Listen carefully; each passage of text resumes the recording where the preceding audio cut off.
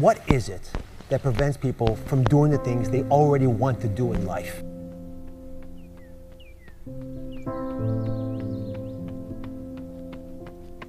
The most basic answer, I'm sorry it's so simple, but it's true, it's fear.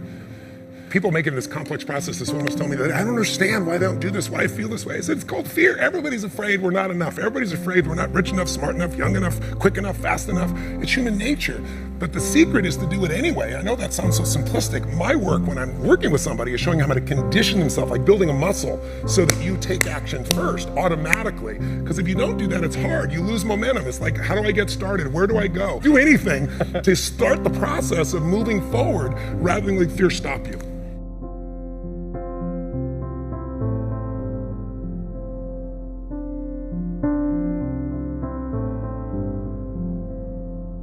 All of you have targets, things that you're after.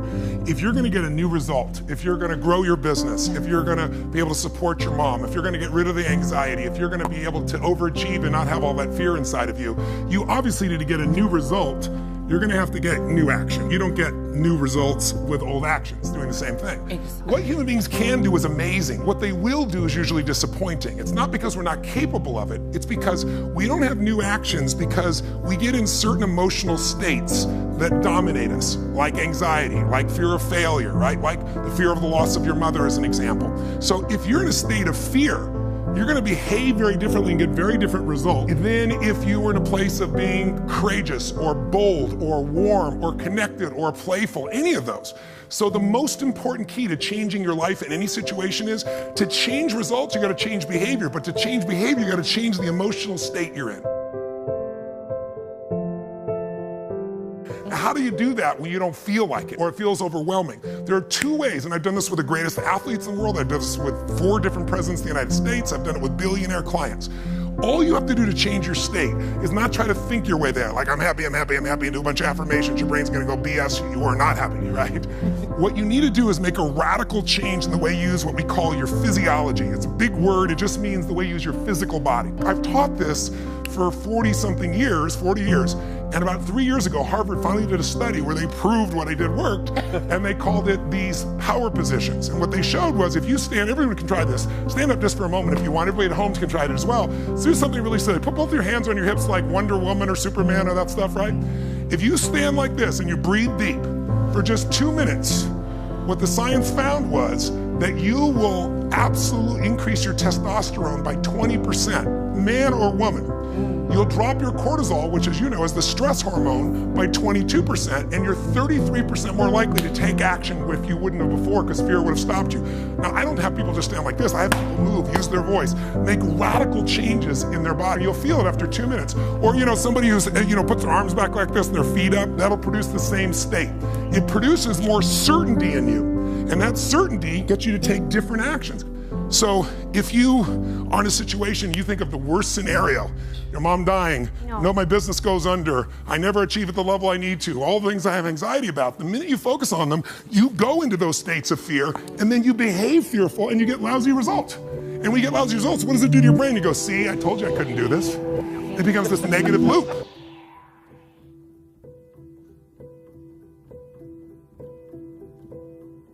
So how do we break out of it?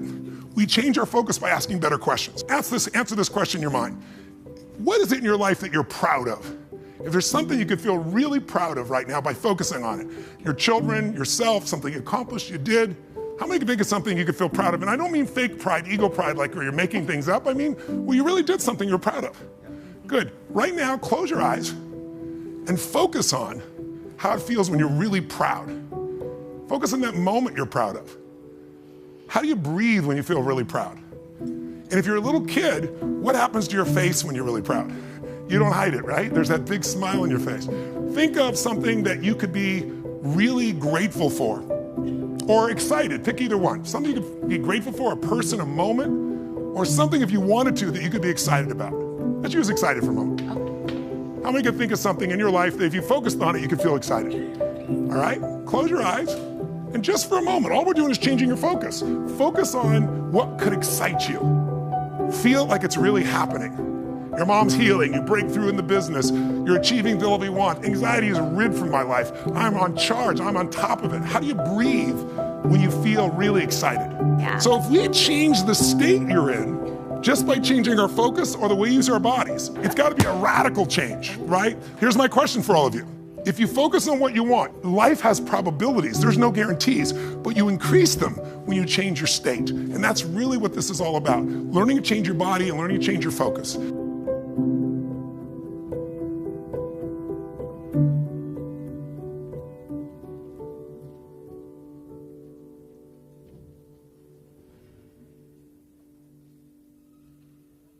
Somebody is really stressed out. They're not stressed out for no reason. It's because they're focusing on something that makes them feel stressed. They often, when they're focusing on it, it changes the body. You start to feel tight. You start to feel a certain way. And then they use language like, I don't know what to do. Why am I so overwhelmed? So if we change what we focus on, if we change the way we use our body, if we change our language patterns, we'll instantly feel different. Think it's how do people use their body when they're worried versus when they're excited? Yeah. If you learn to use your body first, use your focus first, you can literally change how you feel in moments, and then you develop new habits where you start to feel good all the time, and it isn't some phony, fake pump up. It's literally the way you've conditioned your body. Just like being fit as an athlete, you want to be emotionally fit. When you're not sure what you're going to do, you're going to hesitate, and hesitation kills momentum. And momentum is what makes a sports team win. It's what makes an athlete, a business person win. When you get momentum, it's like it takes enormous energy to get a rocket out of our gravitational pull of the Earth. But out of the solar system's easy. Once it has momentum, it takes less fuel, less energy. Starting a relationship, starting a business, changing your body, it takes so much in the beginning. But once you get going, it's actually really easy. We all have a need for certainty. We have a need to know that we can avoid pain, that we can be comfortable. Some people do that when they're stressed by smoking. Some people work out hard to deal with it. Some people eat to try to get that comfort back. If you were certain every moment of your life, you knew what people are going to do, when they're going to do it, how they're going to do it, you'd be bored out of your mind. So we also need uncertainty.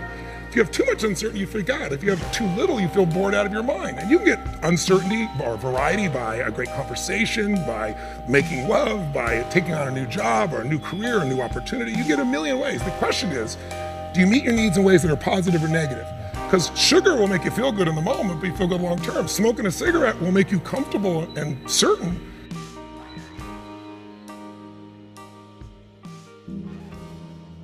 You see this in great actors or great entertainers. They'll come to me, and in the beginning, they work so hard to be significant, to be unique, to be special, to be important. What they really wanted was love. But now people stop on the street, and they'll say to me, they don't even know who I am. They just want my time. They just want this. They want a picture. They don't respect my family. They don't respect it. You'll hear them so upset. What they wanted was the love. We can have both. But the more significant I am, the more unique I am, the more separate I am from you. The more connected I am, then some people go, yeah, but where am I? Where am I special? So finding that balance between the two is what makes people feel alive. And we can meet all these needs in positive ways or negative ways. You can get significance by tearing other people down.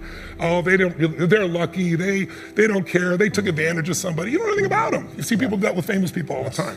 Why are they tearing them down? Because if I don't feel good about myself, if I can make you smaller, I look like I'm moving up. But you're not, and it doesn't work.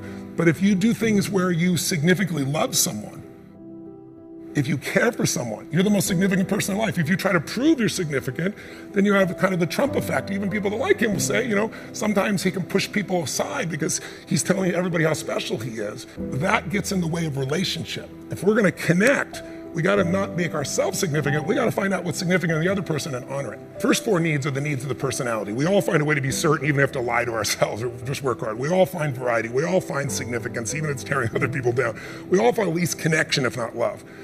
But the spiritual needs are to grow. When people say, what does it take to be happy? I say one word, progress.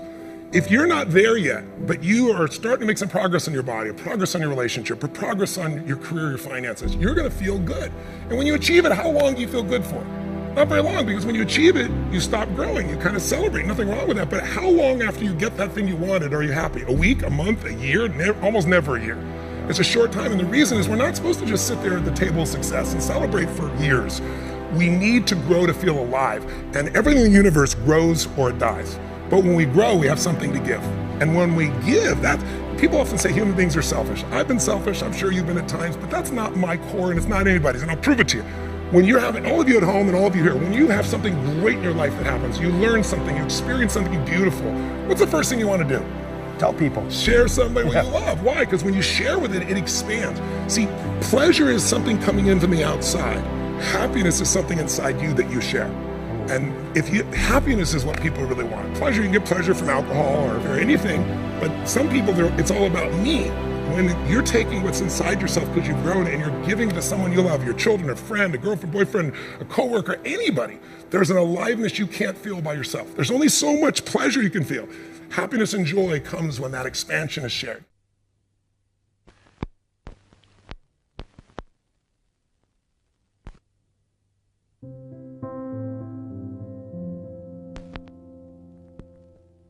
Well, if you want a breakthrough, not just a little change, you can change laterally. You can go from being pissed off to frustrated. Right. Doesn't help you much, right? But if you really want to change, most people are trying to change. Say you want to lose weight, they want to make money. They go, how do I do it? They look for the strategy. But I'd like you to think of 3 S's. Strategy is where most people go first. Like, how do I do it? But how hard is it really truly to be fit and have energy? It's not that complex. It's not like reserved for the 1% or expensive to learn. You have to interrupt, you have to hide from the answers to those things. The real problem is the second S, story. They have a story that says, it's a set of beliefs they tell themselves over and again. I've tried everything. Or if they're single, all the good ones are gone. Whatever the story is. And if you tell yourself a story over and over again, so we convince ourselves. You always come up with a lousy story when you're in a lousy state.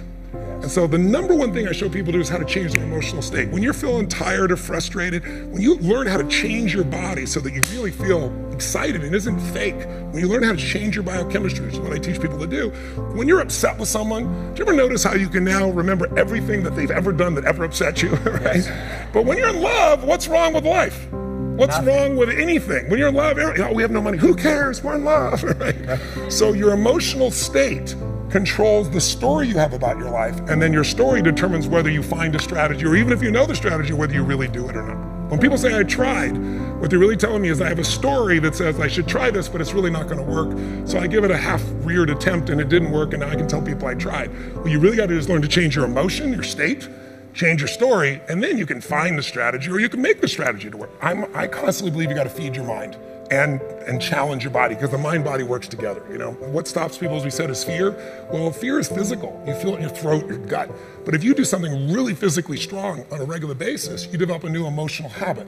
And that emotional habit will get you to follow through and do things differently that people won't do. It's really not that complex. There are a few habits in your life that truly could change your whole life. I start every single day with this process called priming, training my brain to be in a peak state. So what I do every day is I prime myself for what I want rather than letting the environment control me. We've all had times when you snapped at somebody and you felt bad because it wasn't them, it was the state you're in, right? Well, there's no excuse for that. If you prime yourself, you set yourself up. But the way I did it is I do this process. It's 10 minutes, I put some music on, I do this massive change in my breathing so it radically changes the way I feel. And then I do this 3-step process. First, I do 3 minutes of gratitude where I think of 3 things I'm really grateful for, and I don't think of it over there, I feel it. And the reason is, when you're grateful, you can't be worried. You can't be fearful. When you're grateful, you can't be angry. And anger and fear are what screw people up most in their relationships, in their life, in their business. So I wire myself. I was saying to you that most people want to be happy, but their habit is to be worried or pissed off or frustrated or stressed. And so they've got a highway to stress and they got a dirt road to happiness. So I wire myself. I've got a highway to gratitude, which changes all your emotions. And then I do a 3-minute process of kind of a prayer for my family and friends. And then I do a 3-minute process of the top 3 things I want to accomplish. I see it as done and I feel it. I'm done in 10 minutes. So sometimes I go 20, but my deal is 10, so there's no excuse not to do it.